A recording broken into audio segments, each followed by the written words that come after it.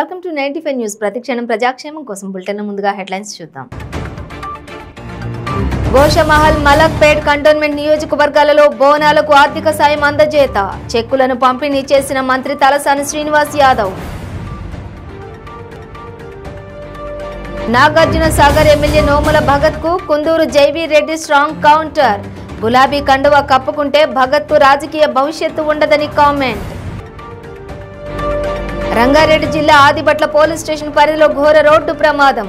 Rajiv గృహకల్పలో school bus ఢీకొని 5 సంవత్సరాల బాలిక మృతి. జేసీ ప్రభాకర్ రెడ్డి స్పృహ కోల్పోయి మాట్లాడుతున్నారన్న తాడిపత్రి ఎమ్మెల్యే కేతిరెడ్డి పెద్దారెడ్డి. 30 సంవత్సరాలు రాజకీయాలు ఎలా చేశారో అర్థం కావడం లేదని మండిపాటు. డీటెయిల్స్ చూస్తే గోషమహల్, మలక్పేట కంటోన్మెంట్ నియోజకవర్గాల పరిధిలోని దేవాలయాలకు బోనాల ఉత్సవాల ఆర్థిక సహాయం చెక్కులను మంత్రి తలసాని శ్రీనివాస్ యాదవ్ పంపిణీ చేశారు. మంత్రి మాట్లాడుతూ తెలంగాణ రాష్ట్రం ఏర్పడిన తర్వాత బోనాలను రాష్ట్ర పండుగగా ముఖ్యమంత్రి కేసీఆర్ ప్రకటించారని అన్నారు. ఎంతో విశిష్టత కలిగిన బోనాల ఉత్సవాలు నేడు విశ్వవ్యాప్తమయ్యాయని అన్నారు. ప్రైవేట్ దేవాలయాలకు ఆర్థిక సాయం అందిస్తున్న ఏకైక రాష్ట్రం తెలంగాణ రాష్ట్రం అని అన్నారు. ఈ నెల 16న జరిగే పాతబస్తీ బోనాలకు అన్ని ఏర్పాట్లను చేయడం జరిగిందని, 26 దేవాలయాలకు రాష్ట్ర ప్రభుత్వం తరపున పట్టు వస్త్రాలు సమర్పించడం జరుగుతుందన్నారు. బోనాల సందర్భంగా వచ్చే భక్తులు ఎలాంటి ఇబ్బందులకు గురి కాకుండా జాగ్రత్తలు తీసుకోవడం జరిగిందని తెలిపారు. మరి రేపు గోషామహల్, శాఖనవాడి, లాల్ బజార్, అల్వాల్ ప్రాంతంలో కూడా మరి రేపు ఈ యొక్క జాతర ఉంటుంది. అదేవిధంగా ఈ సండే మండే ఇక్కడ గోషామహల్ కాన్స్టిట్యున్సీతో పాటు హైదరాబాద్ ఉమ్మడి దేవాలయాలు కానివ్వండి, కార్వాన్ కానివ్వండి, యాకపుర, మలక్పేట్, చంద్రంకుట, బౌదూర్పుర, అంబర్పేట్, ముషిరాబాద్, మల్కాజిగిరితో పాటు గ్రేటర్ హైదరాబాద్ అంతా మహంకాళి జాతర ఉంటుంది. కాబట్టి మీకు అందరికీ తెలుసు, ఒక విశిష్ట కలిగినటువంటి మహంకాళి జాతర ఉత్సవాలు మన దేశంలోనే తెలంగాణ రాష్ట్రంలో ప్రత్యేకించి హైదరాబాద్ సిటీలో చాలా బ్రహ్మాండంగా అంగరంగ వైభవంగా జరుగుతుంది. అయితే 66 సంవత్సరాల నుంచి రాష్ట్ర పండుగగా అనౌన్స్ చేయమని చెప్తే ఏ ప్రభుత్వం కూడా పట్టించుకోలేదు. 2014లో తెలంగాణ రాష్ట్రం ఏర్పాటైనాక గౌరవ ముఖ్యమంత్రి గారు కేసీఆర్ గారు స్టేట్ ఫెస్టివల్ కింద అనౌన్స్ చేయడమే కాకుండా మరి అన్ని దేవాలయాలకు ఆర్థిక సాయం కూడా చేస్తున్నటువంటిది మనందరం చూస్తూ ఉన్నాం. కాబట్టి ప్రజలు, భక్తులు అందరూ కూడా సంతోషంగా పండుగ చేసుకోవాలి. రాజకీయాలకు అతీతంగా అన్ని రాజకీయ పార్టీలు కూడా ఈ యొక్క ఉత్సవాల్లో భాగస్వామ్యం అవుతారు.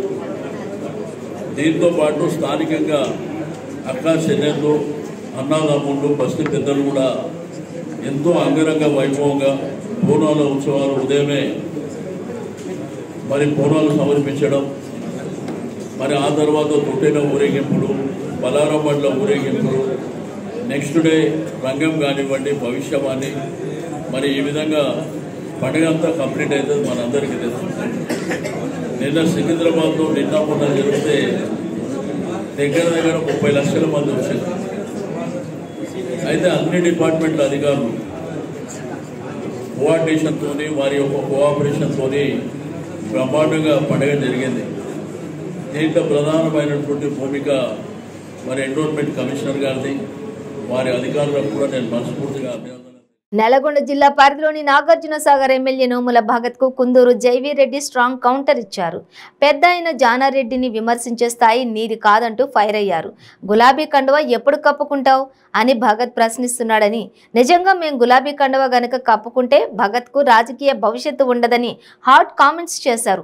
తాము నమ్మిన సిద్ధాంతం కోసం పనిచేస్తామని, మీ మాదిరిగా పదవుల కోసం, పైసల కోసం పార్టీలు మారమని జైవీర్ చేపట్టిన గిరిజన చైతన్య యాత్ర ముగింపు సభలో ఘాటు కౌంటర్ ఇచ్చారు.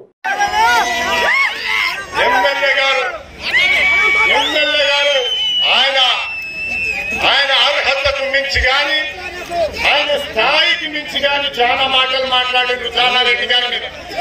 నేను వేరే విషయాలు మాట్లాడను కానీ జానారెడ్డి గారికి ఆయన మీరు ఎప్పుడు కండువా కప్పుకుంటారు, గులాబీ కండువా కప్పుతావా అని ఒక వేదిక మీద నుంచి అడిగిండు. జానారెడ్డి గారిని గులాబీ కండువా ఎప్పుడు కప్పుకుంటాం అని అడిగిన నీకు ఈ రోజు ఈ వేదిక మీద నుంచి సమాధానం ఇస్తా.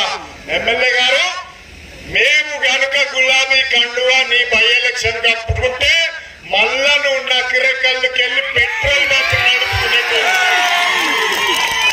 మాకు తెలుసు, మేము నమ్ముకున్న సిద్ధాంతానికే మేము కట్టుబడి ఉంటాం, మేము నమ్ముకున్న పార్టీకే మేము కట్టుబడి ఉంటాం, మేము నమ్ముకున్న భావజాలానికే మేము కట్టుబడి ఉంటాం. కానీ రంగారెడ్డి జిల్లా ఆదిబట్ల పోలీస్ స్టేషన్ పరిధిలోని నాదర్గూల్ గ్రామంలోని రాజీవ్ గృహకల్ప కాలనీలో స్కూలు బస్సు ఢీకొని 5 సంవత్సరాల బాలిక భావన మృతి చెందింది. బాలాపూర్లోని సిస్టర్ నివేదితకు చెందిన స్కూల్ బస్సు నాదర్గూల్లోని రాజీవ్ గృహకల్ప వద్ద విద్యార్థులను దించి వెళుతుండగా కాలనీకి చెందిన భావనను ఢీకొట్టడంతో అక్కడికక్కడే మృతి చెందింది. దీంతో ఆగ్రహించిన ప్రజలు బస్సు అద్దాలు ధ్వంసం చేశారు. ఆదిబట్ల పోలీసులు కేసు నమోదు చేసుకుని దర్యాప్తు చేస్తున్నారు. చిన్నారి భావన మృతదేహాన్ని పోస్టుమార్టం నిమిత్తం ఇబ్రహీంపట్నం మార్చురీకి తరలించారు.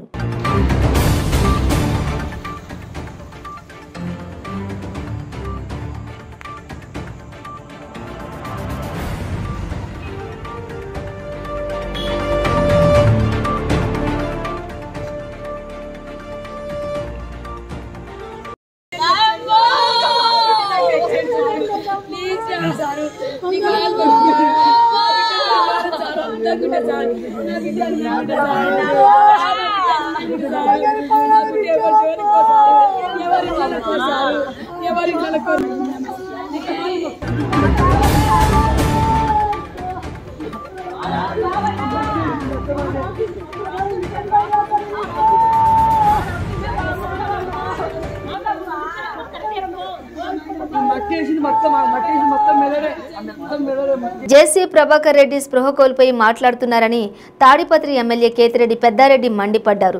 కలెక్టర్తో ఎలా ప్రవర్తించాలో కూడా తెలియని వ్యక్తి అని అన్నారు. 30 సంవత్సరాలు రాజకీయాలు ఎలా చేశారో అర్థం కావడం లేదన్నారు. తాడిపత్రిలో పోలీసు అధికారులపై దురుసుగా ప్రవర్తించిన వ్యక్తి జేసీ ప్రభాకర్ రెడ్డి అని కేతిరెడ్డి పెద్దారెడ్డి అన్నారు. ప్రజలను రెచ్చగొట్టే విధంగా అధికారులను భయభ్రాంతులకు గురి చేసే విధంగా జేసీ ప్రవర్తిస్తున్నారన్నారు. తాము రియల్ ఎస్టేట్ వ్యాపారం చేయడం లేదన్నారు. అందరితో పాటు నేను వ్యవసాయ కుటుంబానికి సంబంధించిన వ్యవసాయం చేసేవాడిని. నా జీవనాధారమే వ్యవసాయం.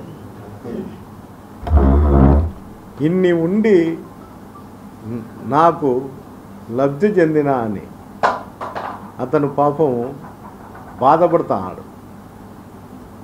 అతనికి వ్యవసాయం అంటే తెలియదు, ఏ టైంలో ఏ పొలం పెట్టాలో తెలియదు, ఏమి చేయాలోనో తెలియదు. అతను ఎమ్మిడితే కనీసం 200-300 మంది వచ్చి నాకు చీనా చెట్లకు పడలేదని అడిగిన వాళ్ళు కూడా లేదు. కేవలము రాజకీయ లబ్ధి కోసము ఏదో జరిగిపోతుంది, ఎమ్మెల్యే ఏదో చేస్తాడు అని ఒక ఎక్స్పోజ్ చేసేదానికోసము, అతను లబ్ధి చేకూర్చేదానికోసము రాజకీయాలు చేస్తాడు తప్ప అతను ఏరేది ఎలాంటి చర్యలు కానీ పార్టీ కార్యక్రమాలు కానీ గతంలో ఏం చేస్తాన్నాడేమో నాకు తెలియదు. కానీ నేను వచ్చినాక ఇప్పటికి 6-6.5 సంవత్సరం అవుతుంది. 6.5 సంవత్సరంలో ఎప్పుడు కూడా పార్టీ ప్రోగ్రాం చేయడు. కానీ పార్టీ నాయకుల దగ్గరేమో వాకిలేసి కాళ్ళు పట్టుకొని నా కొడుకో నాకో టికెట్ మళ్ళా మా అన్న కొడుకో మా అన్నకో ఇవ్వడము. జనసేన అధినేత పవన్ కళ్యాణ్ గ్రామ వాలంటీర్లపై చేసిన అనుచిత వ్యాఖ్యలకు నిరసనగా ఏలూరులో గ్రామ వాలంటీర్లు నిరసన ర్యాలీ చేపట్టి తహసీల్దార్ కార్యాలయం వద్ద తహసీల్దార్కు వినతి పత్రం అందజేశారు. వాలంటీర్లకు పవన్ కళ్యాణ్ క్షమాపణ చెప్పాలని డిమాండ్ చేశారు. ఈ కార్యక్రమంలో గ్రామ వాలంటీర్లు పాల్గొన్నారు.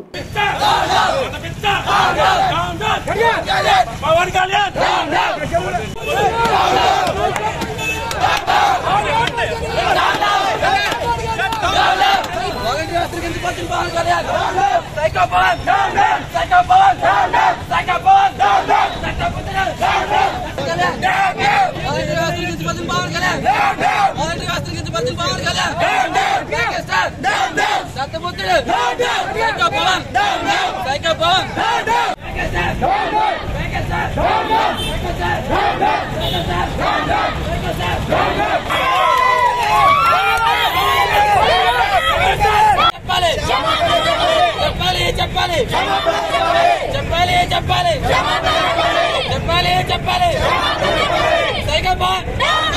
అవినీతికి పాల్పడే అధికారులు ఉద్యోగులపై ఏసీబీ అధికారులు పంజా విసురుతున్నారు. బాధితుల ఫిర్యాదు మేరకు స్పందించిన అధికారులు పక్కా వ్యూహంతో దాడులు చేసి రెడ్ హ్యాండెడ్గా పట్టుకుంటూ జైలు పాలు చేస్తున్నారు. తాజాగా గుంటూరు జిల్లా మంగళగిరి వైద్య ఆరోగ్య శాఖ కార్యాలయంలో అవినీతి శాఖ అధికారులు దాడులు చేశారు. కార్యాలయం సూపరింటెండెంట్ సయ్యద్ లతీఫ్ ఓ ఉద్యోగి నుంచి 16,000 లంచం తీసుకుంటూ పట్టుబడ్డాడు. ఉద్యోగుల పరస్పర అంగీకార బదిలీలో ఆయన లంచం డిమాండ్ చేయడంతో బాధితుడు ఏసీబీని ఆశ్రయించాడు. దీంతో కార్యాలయంలో లంచం తీసుకుంటుండగా రెడ్ హ్యాండెడ్గా పట్టుకుని కేసు నమోదు చేశారు.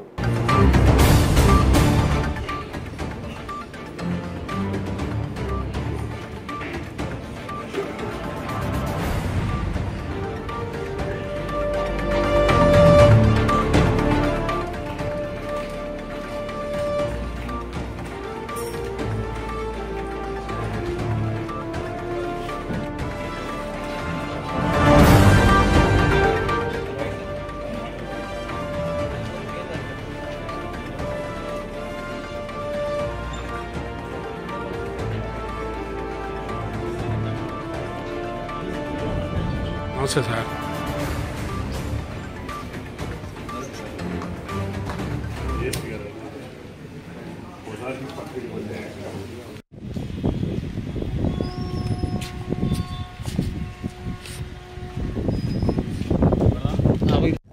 అందరికీ నమస్తే అండి. నా పేరు సత్యానందం. నేను డిఎస్పీ ఏసీబీ గుంటూరు. ఈయన ప్రతాప్ కుమార్ గారు, ఈయన కూడా డిఎస్పీ గుంటూరు. ఈరోజు commissioner of health and family welfare ఆఫీస్లో ఆఫీస్ సూపరింటెండెంట్గా పనిచేస్తున్న ఎస్ లహీక్ అహ్మద్ గారు inter district transfer of ANM grade 3కి సంబంధించి ఒక ఫైల్ మూవ్ చేయడానికి పి నరేంద్రబాబు అనే అతని దగ్గర నుంచి వాళ్ళ వైఫ్ యొక్క ఫైల్ మూవ్ చేయడానికి ప్రాసెస్ చేయడానికి 16,000 రూపీస్ లంచం అడగడం జరిగింది. దాని మీదట ఈ రోజున ఆయన లంచం ఇస్తుండగా ఆయన పట్టుకోవడం జరిగింది. ఆయన దగ్గర నుంచి ఆ 16,000 రూపాయల అమౌంట్ ఆయన దగ్గర నుంచి సీజ్ చేయడం జరిగింది. ఇది ఈ మధ్యనండి. దట్ ఈ ట్రాప్ అన్నది మా రాష్ట్ర డీజీపీ గారైన శ్రీ కేవీ రాజేంద్ర రెడ్డి గారు ఐపీఎస్ గారి యొక్క ఆదేశాల మేరకు ఈ ట్రాప్ నిర్వహించడం జరిగింది. కంప్లైంట్ వచ్చి మా కంప్లైంట్ చేయడం జరిగిందండి. 7 ట్రాప్లు జరిగినాయి. అంటే రాజధాని అనే కాదు, ఇప్పుడు మాకు గుంటూరు అంటే నరసరావుపేట, పల్నాడు డిస్ట్రిక్ట్ వస్తుంది, బాపట్ల ఇది వస్తుంది. ఈ 3 జిల్లాల్లో లాస్ట్ 2 నెలల్లోనే 7 ట్రాప్ కేసులు చేశాం. రోడ్డు ప్రమాదంలో 2 విద్యార్థులు దుర్మరణం చెందారు. ఈ సంఘటన ప్రకాశం జిల్లా చెల్లారెడ్డిపాలెం బైపాస్ వద్ద చోటు చేసుకుంది. ఒంగోలు వైపు నుంచి చీరాల వైపు వస్తున్న కోళ్ల వ్యాన్లు బాపట్ల నుంచి వేటపాలెం వస్తున్న ద్విచక్ర వాహనదారులను ఢీకొట్టింది. ఈ ప్రమాదంలో 2 యువకులు అక్కడికక్కడే మృతి చెందారు. మృతులు సూర్యతేజ, ఇమ్మిడిశెట్టి అజయ్గా పోలీసులు గుర్తించారు.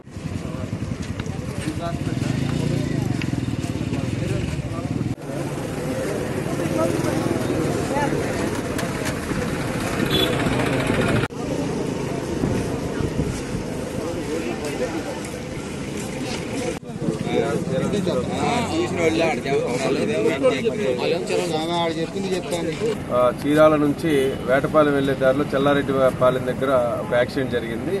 దాంట్లో 2 వీలర్ నడుపుకుంటూ వస్తున్న ఇటు దేశాయపేటల సబ్ రోడ్లో నుంచి సర్వీస్ రోడ్లో నుంచి మెయిన్ రోడ్డు మీదకి వస్తున్నటువంటి అజయ్ అండ్ సూర్యతేజ అనే 2 సెంట్ ఆన్స్ కాలేజీ విద్యార్థులు రోడ్డు మీదకి వచ్చి వెళ్తున్న సమయంలో అటుగా అతివేగంగా స్పీడ్గా వస్తున్నటువంటి ఒక కోళ్ల వ్యాన్ వాళ్ళని నిర్లక్ష్యంతో గుద్దడంతో వాళ్ళిద్దరూ కూడా అక్కడే స్పాట్లో చనిపోయారు. బ్యారికేడింగ్స్ దగ్గర దయచేసి అందరూ జాగ్రత్తగా వెళ్లాలని ప్రజలందరికీ రిక్వెస్ట్ చేస్తా ఉన్నాం. ఉచిత కరెంటు రైతులకు ఇవ్వొద్దని బహిరంగంగా చెప్పిన రేవంత్ రెడ్డి వ్యాఖ్యలను ఖండిస్తూ గజ్వేల్ నియోజకవర్గం బీఆర్ఎస్ నాయకులు రేవంత్ రెడ్డి దిష్టిబొమ్మను దగ్ధం చేశారు. రైతుల పట్ల కాంగ్రెస్కు ఎంత చిన్నచూపు ఎందుకని రేవంత్ రెడ్డి పదవి కోసం ఎంతకైనా దిగజాతారని బీఆర్ఎస్ నాయకులు మండిపడ్డారు.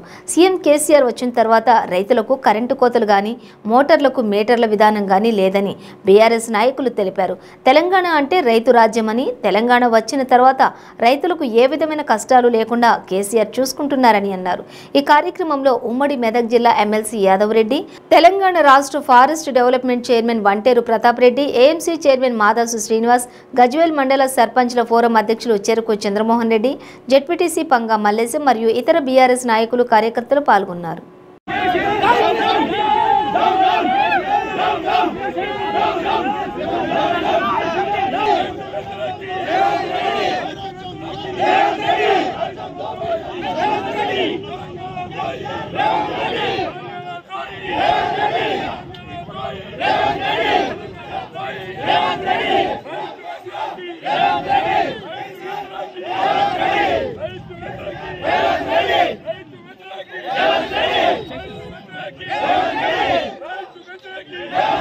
ఖండిస్తూ ఉన్నాం. కేవలం 3 గంటల కరెంటు మాత్రమే చాలా ఉన్నటువంటి రీతిలో రేవంత్ రెడ్డి గారు వ్యాఖ్యానించడం జరిగింది. ఇవాళ తెలంగాణ రైతులకు కరెంటుతో ఉన్నటువంటి సంబంధం విడదీయరాని సంబంధం. ఇవాళ తెలంగాణ వచ్చిన తర్వాత కూడా మొట్టమొదటగా ఏ కరెంటు సమస్యనైతే పారద్రోలితే తెలంగాణ రైతాంగం కూర్చోబడుతుందని భావించినారో కేసీఆర్ గారు అనేక వ్యయ ప్రయాసాలు కోర్చి ఇవాళ రాష్ట్రంలో గత 9 ఏళ్లుగా నిరాటంకంగా 24 గంటల కరెంటును ఇచ్చేటువంటి ప్రయత్నం చేస్తూ ఉన్నారు. ఇవాళ సీలేరు పవర్ ప్రాజెక్టును ఇవాళ కేంద్ర ప్రభుత్వం సహకరించకుండా గుంజుకున్నప్పటికీ ఇవాళ బయట రాష్ట్రాల దగ్గర అత్యధిక రేటుకు పవర్ను కొనైనా సరే ఇవాళ తెలంగాణ రాష్ట్ర రైతాంగానికి ఉచితంగా కరెంట్ ఇవ్వడం ద్వారా వాళ్ళు మంచి పంటలు తీసేటువంటి అవకాశం ఉందనేటువంటి భావనతోటి ఇవాళ కేసీఆర్ గారు ఇవాళ పవర్ పర్చేజ్ చేసి కూడా రైతులకు ఉచిత కరెంట్ను ఇస్తూ ఉన్నారు. దాదాపు 12,000 కోట్ల రూపాయలు ఖర్చు పెట్టి ప్రతి ఏటా ఇవాళ ప్రతి ఎకరానికి ప్రతి పంపు సెట్ కూడా ఉచితంగా కరెంట్ ఇచ్చేటువంటి ప్రయత్నం కేసీఆర్ గారు చేస్తూ ఉన్నారు. దీనికి నిదర్శనంగానే ఇవాళ అత్యధికమైనటువంటి పంటలను పండించేటువంటి ప్రయత్నం చేస్తూ ఉన్నారు. కాబట్టి ఈ విషయంలో అవగాహన లేకుండా తెలంగాణ రైతాంగానికి ఏది అవసరమో తెలంగాణకి ఏది అవసరమో అవగాహన లేకుండా ఇవాళ రేవంత్ రెడ్డి గారు వ్యాఖ్యలు చేసినట్టుగా మేము భావిస్తూ ఉన్నాం. రేవంత్ రెడ్డి గారు కేవలం అధికారమే పరమావధిగా అధికారం కోసం మాత్రమే ఆయన తెలుగుదేశం నుంచి కాంగ్రెస్లోకి వచ్చినాడు. ఇవాళ కాంగ్రెస్ పార్టీని ఏదో ఒక రీతిలో అధికారంలోకి తీసుకొచ్చేటువంటి విధంగా ప్రయత్నం చేస్తూ ఉన్నాడు. గతంలో ఆయన ప్రవర్తన ఏందో రైతులు ఇవాళ తెలంగాణ రాష్ట్ర ప్రజలందరికీ కూడా తెలుసు. ఎమ్మెల్యేలను కొనడానికి పట్టపగలు అయి దొరికినటువంటి దొంగ రేవంత్ రెడ్డి గారు ఇవాళ రేవంత్ రెడ్డికి డబ్బులు నడ్డు పెట్టుకొని చేసేటువంటి రాజకీయమే తెలుసు తప్ప తెలంగాణ రైతాంగ సమస్యలు తెలిసేటువంటి అవకాశమే లేదు. కాబట్టి తెలంగాణ రైతాంగం అంతా కూడా దీన్ని గమనిస్తూ ఉన్నారు.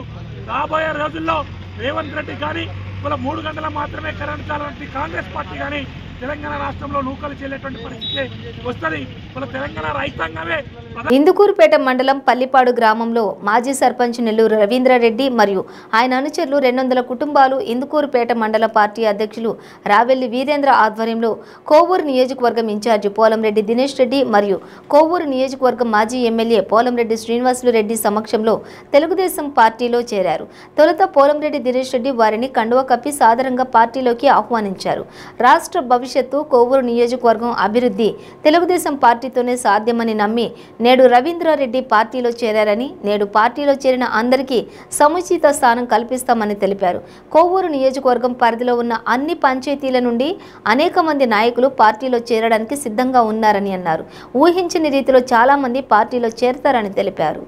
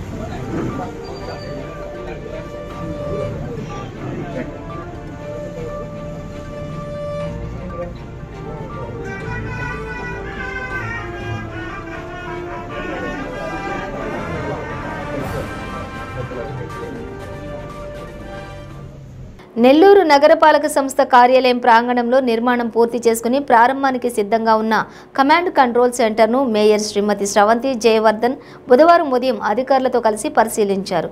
అనంతరం నగర మేయర్ శ్రవంతి జయవర్ధన్ మాట్లాడుతూ నూతన కంట్రోల్ సెంటర్ ఏర్పాటుతో నగర వ్యాప్తంగా మెరుగైన పారిశుద్ధ్య సేవలు అందించడం సాధ్యమవుతుందన్నారు. పారిశుద్ధ్య నిర్వహణ పనులను నిరంతరం కమాండ్ కంట్రోల్ సెంటర్ నుంచే పర్యవేక్షించే సాంకేతికతను సెంటర్లో ఏర్పాటు చేయడం జరుగుతుందని తెలిపారు.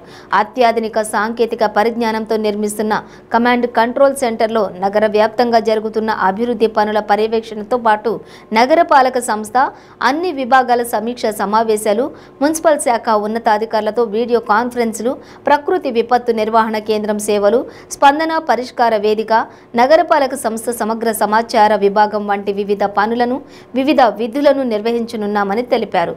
ఈ కార్యక్రమంలో ఇంజనీరింగ్ విభాగం అధికారులు, సిబ్బంది తదితరులు పాల్గొన్నారు.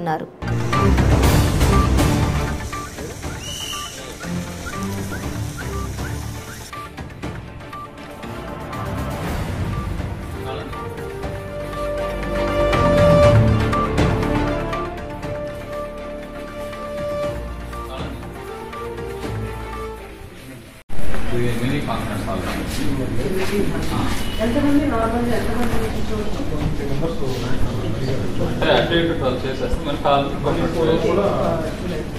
క్లాస్ పెట్టండి. అక్కడ ప్యానల్స్ మొత్తం వెళ్తాను డిస్ప్లే ఉంటుంది మేడం. ఇక్కడ నుంచి చూసారు లోపల వచ్చి మనం 16 డిజైన్ చేసాము. 40 సిస్టమ్స్ ఇక్కడ పెడతాం మేడం. ఈరోజు నగరపాలక సంస్థ ప్రాంగణంలో ఉన్నటువంటి కమాండ్ కంట్రోల్ రూమ్ పరిశీలించడం జరిగింది. దాదాపు 8 కోట్ల రూపాయలతోటి ఈ కమాండ్ కంట్రోల్ రూమ్ని ప్రారంభించడం జరిగింది. ఈరోజు ఇది కానీ కంప్లీట్ అయిపోయి ప్రారంభోత్సవానికి రావడానికి ఉన్నటువంటి భవనాన్ని ఈరోజు పరిశీలించడం జరిగింది. ఇది ప్రారంభం అయితే ఏదైతే ఉన్నటువంటి నగరపాలక సంస్థలో ఉన్నటువంటి వెహికల్స్ కానీ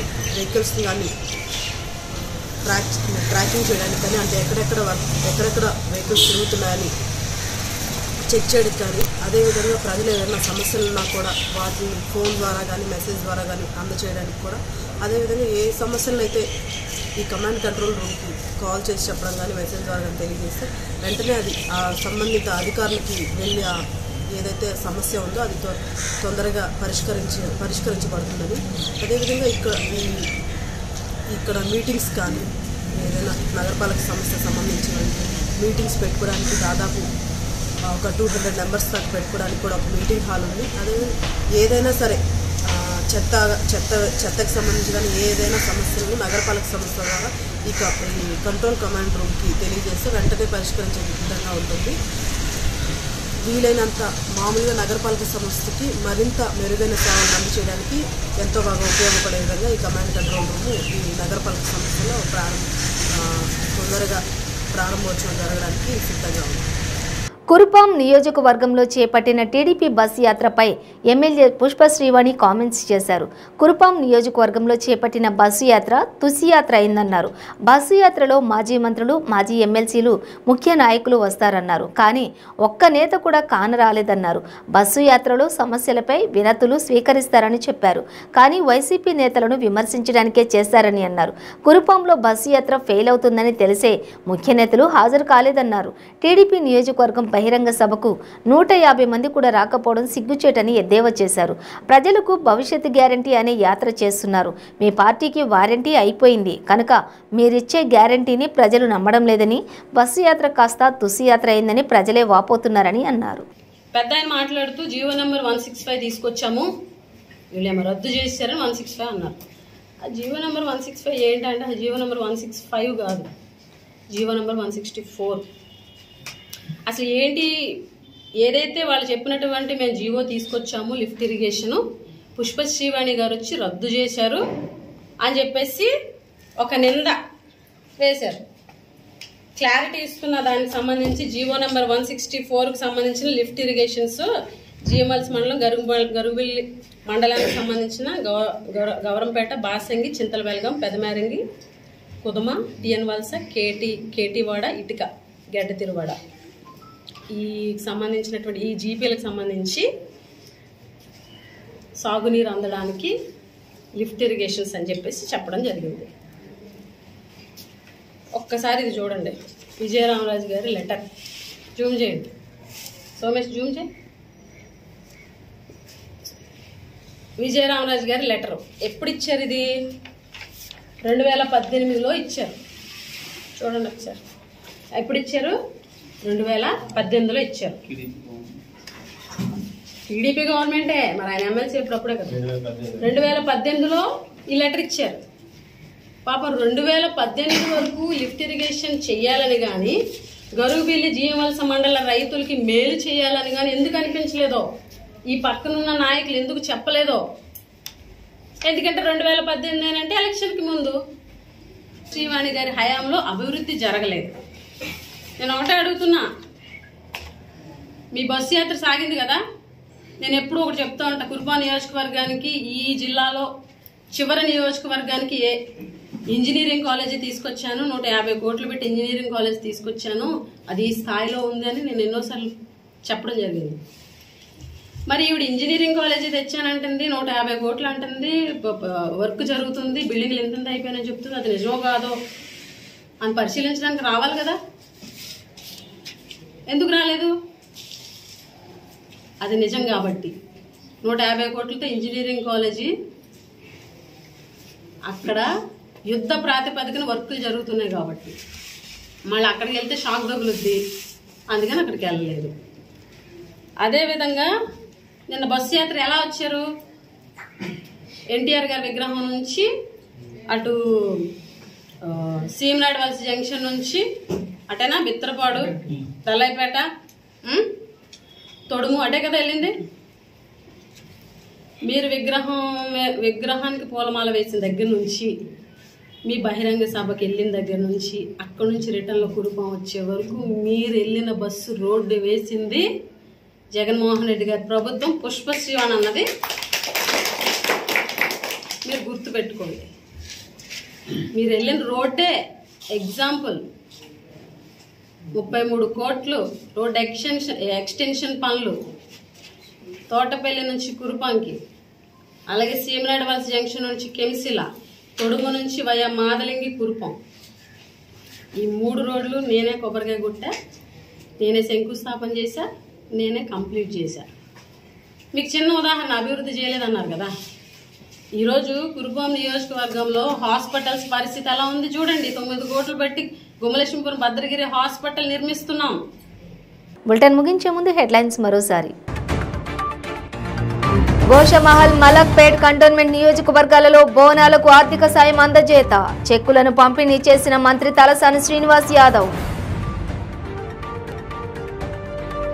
నాగార్జున సాగర్ ఎమ్మెల్యే నోముల భగత్ కు కుందూరు జైవీ రెడ్డి స్ట్రాంగ్ కౌంటర్, గులాబీ కండువా కప్పుకుంటే భగత్ కు రాజకీయ భవిష్యత్తు ఉండదని కామెంట్. రంగారెడ్డి జిల్లా ఆదిబట్ల పోలీస్ స్టేషన్ పరిధిలో ఘోర రోడ్డు ప్రమాదం, రాజీవ్ గృహకల్పలో స్కూల్ బస్సు ఢీకొని 5 సంవత్సరాల బాలిక మృతి. జేసీ ప్రభాకర్ రెడ్డి స్పృహ కోల్పోయి మాట్లాడుతున్నారన్న తాడిపత్రి ఎమ్మెల్యే కేతిరెడ్డి పెద్దారెడ్డి, 30 సంవత్సరాలు రాజకీయాలు ఎలా చేశారో అర్థం కావడం లేదని మండిపాటు. ఇవి బులెటిన్ డీటెయిల్స్. చూస్తూనే ఉండండి 95 న్యూస్.